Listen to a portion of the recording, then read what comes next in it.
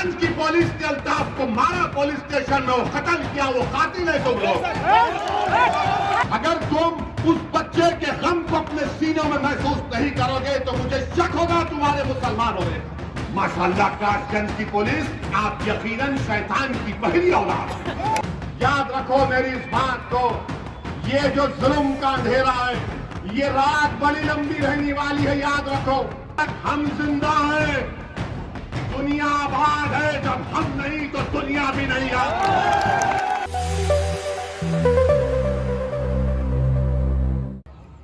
کاش گنج کا واقعہ آپ کے سامنے ہے. ایک نوجوان بچہ ہے, حضرت پولیس اس کو پکڑ کر تھانہ لے کر گئی اور یہ بہانے لے کر گئی کہ اس کے خلاف, الطاف کے خلاف ایک کمپلین دی گئی کہ وہ کسی لڑکی کو لے کر بھاگا تھا. پولیس لے کر جاتی ہے اور باپ کہہ رہا ہے کہ میں نے جا کر اپنے بیٹے کو پولیس کے حوالے کیا. میں نے خود, ایک باپ کہہ رہا ہے کہ میں نے اپنے بیٹے کو لے جا کر پولیس کے حوالے کیا کہ کر لو آپ تحقیقات. اس باپ نے اپنی زندگی کی بہت بڑی غلطی کی جو ان ظالم پولیس والوں پر بھروسہ کر دیا.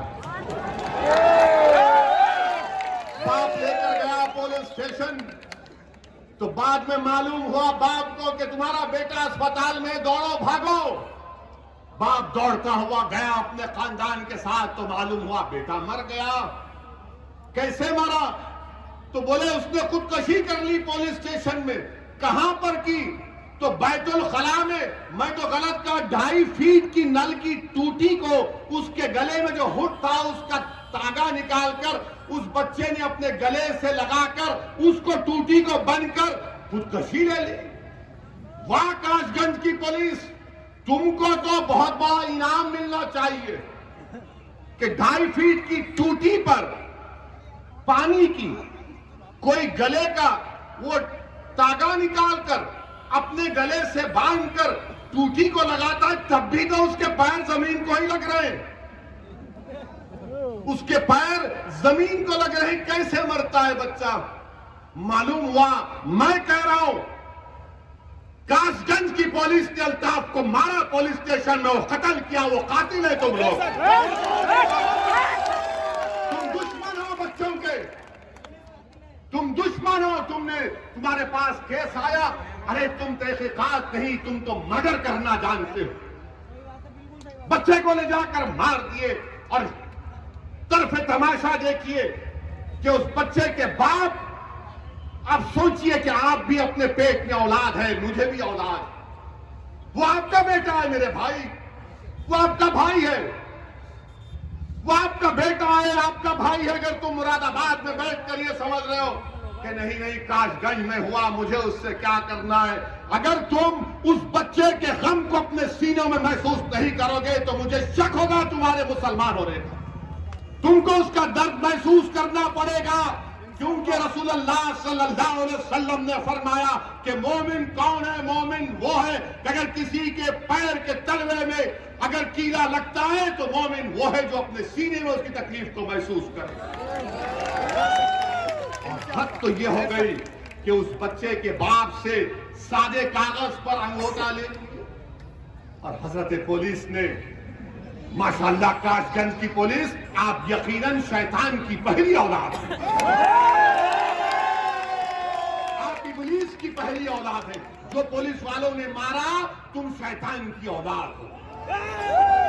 تمہارے لطفے میں فرق ہے, تمہارے لطفے میں فرق ہے. میں کہہ رہا ہوں اس باپ کو جو اپنے بیٹے کو کھو دیا, جس کو تم نے پولیس اسٹیشن میں مرڈر کیا, تم اس کے انگوٹے کے سائن لے کر اس پہ لکھ دیتے ہو کہ یہ بیٹے کے باپ نے یہ لکھا ہے کہ وہ پولیس کی تحقیقات سے مطمئن ہے اور میرے بیٹے نے خودکشی کر کے اپنی جان لے لی.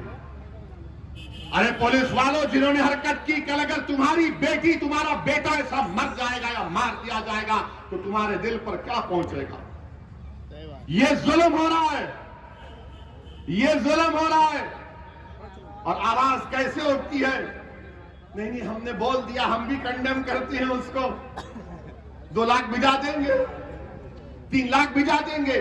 ارے سوال یہ پیدا ہوتا ہے کہ جب گورکھپور کے ہوٹل میں گپتا صاحب کو پولیس نے مارا، ان کی موت ہوئی، ہم اس کا کنڈیم کیا اور کنڈیم کرتے رہیں گے، مگر جب گپتا صاحب کی موت ہوئی تو بابا اتر پردیش کے مکھیہ منتری گپتا پریوار خاندان کے پاس پہنچ گئے، بابا پہنچ گئے اور غم کا اظہار کیا اور جا کر کہا، اس گپتا صاحب کی بیوہ سے کہا کہ آپ فکر مت کریے، ہماری سرکار آپ کے ساتھ ہے، اور میرے خیال سے ان کو 50 لاکھ کا چیک دیا، گورنمنٹ کی نوکری دی، پولیس کے لوگوں کو سسپینڈ بھی کیا، ان کو گرفتار بھی کیا، اور سماجوادی پارٹی کے بہت چاہنے والے ہیں۔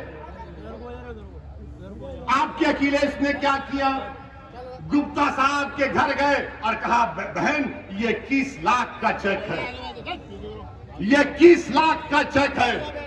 آپ بتائیے میرے عزیز دوستوں اور بزرگوں، انسان جب پولیس کی کسٹڈی میں مرتا ہے، اگر وہ مسلمان ہے تو اس نے خود سے خودکشی کر لی، اگر وہ مسلمان ہے تو خود سے خودکشی کر لی، اور اس کے بعد سے جھوٹ سے فریب دے کر انگوٹا اس کا لگا کر لکھ دیا جاتا ہے، اور اگر وہ مسلمان نہیں ہے،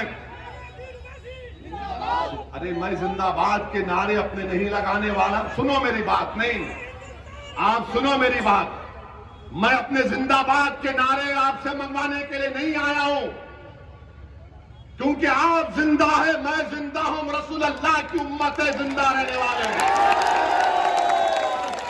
اور یاد رکھو اس بات کو، یاد رکھو اس بات کو کہ جب تک ہم زندہ ہیں دنیا آباد ہے، جب ہم نہیں تو دنیا بھی نہیں آباد۔ یہ میرا فیت ہے، مگر یہ حال دیکھیے آپ کہ ایک مسلمان مرتا ہے تو کوئی آواز نہیں اٹھتی ہے، کیا میرے خون کی اہمیت نہیں ہے؟ کیا میرے نوجوان کی زندگی کی قیمت نہیں ہے؟ کیا میں کوئی گندی نالی کا کیڑا ہوں کہ بیت الخلا میں لے جا کر میرے بچے کو، بیٹے کو مار دیا جاتا ہے، کھڈی کے بازو میرے بیٹے کی لاش کو پھینک دیا جاتا ہے؟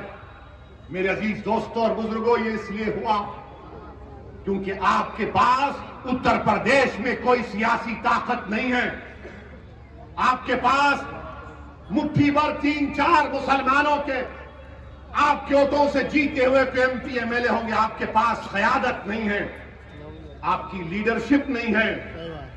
آپ متحد اگر ہو جائیں گے تو اتر پردیش میں 19% مسلمانوں کی قیادت بنے گی۔ اگر اللہ اس الطاف کی روح کو اگر اللہ حکم دے گا کہ بولو اتر پردیش کے مسلمانوں سے کیا کہنا ہے، تو الطاف کی روح پکار کر کہے گی کہ گپتا مرا تو حکومت ہل گئی، میں مر گیا تو حکومت نام تک نہیں لیتی۔ میرے عزیز دوستوں اور بزرگوں، یاد رکھو ناانصافی کا علاج صرف رونے سے ناانصافی کا خاتمہ نہیں ہوتا، ظلم کا خاتمہ صرف جذباتی نعروں سے ختم نہیں ہوتا، حقوق کا حق کو حاصل کرنا صرف دعاؤں سے نہیں ہوگا، بلکہ دعا کر کے اس کو دیکھنا کہ میری دعاؤں میں کتنا اثر ہے، میدان میں اترنا پڑتا ہے۔ اور آپ کے پاس اسد الدین اویسی یہ کہنے کے لیے آیا ہے کہ آپ اپنی قیادت کو بنائیے، لیڈرشپ کو بنائیے، اتنی بڑی طاقت میں آپ رہتے ہیں۔ میرے عزیز دوستوں اور بزرگوں، بہت ظلم ہو چکا ہے، بہت لوگ مر چکے ہیں، بہت سے ماں باپ نے اپنے خوابوں کو چکنا چور ہوتے ہوئے دیکھا، بہت سی ماں کی کوکھ اجڑ گئی، بہت سے باپ کا اس کے بڑھاپے کا سہارا چھین لیا گیا۔ میرے عزیز دوستوں اور بزرگوں، میں تم سے ووٹ کی بھیک مانگنے نہیں آیا ہوں، میں تم سے صرف یہ بھیک مانگنے آیا ہوں کہ اپنی ایک سیاسی لیڈرشپ کو بنا لو، ایک سیاسی لیڈرشپ کو بنا لو۔ تم اگر مجھے پسند نہیں کرتے کوئی بات نہیں، مگر خدا کے لیے کچھ تو کرو، اٹھو، حرکت کرو میرے بھائی۔ یاد رکھو میری اس بات کو، یہ جو ظلم کا اندھیرا ہے یہ رات بڑی لمبی رہنے والی ہے، یاد رکھو۔ تم میرے ایک ایک بات، ایک ایک لفظ کو یاد رکھو۔ یہ ظلم کی اندھیری رات بڑی لمبی رہنے والی ہے. یقیناً اس اندھیرے کا خاتمہ اس وقت ہوگا جب تم اپنے مقدر کے فیصلے کرو گے. اور کیسے کریں گے آپ؟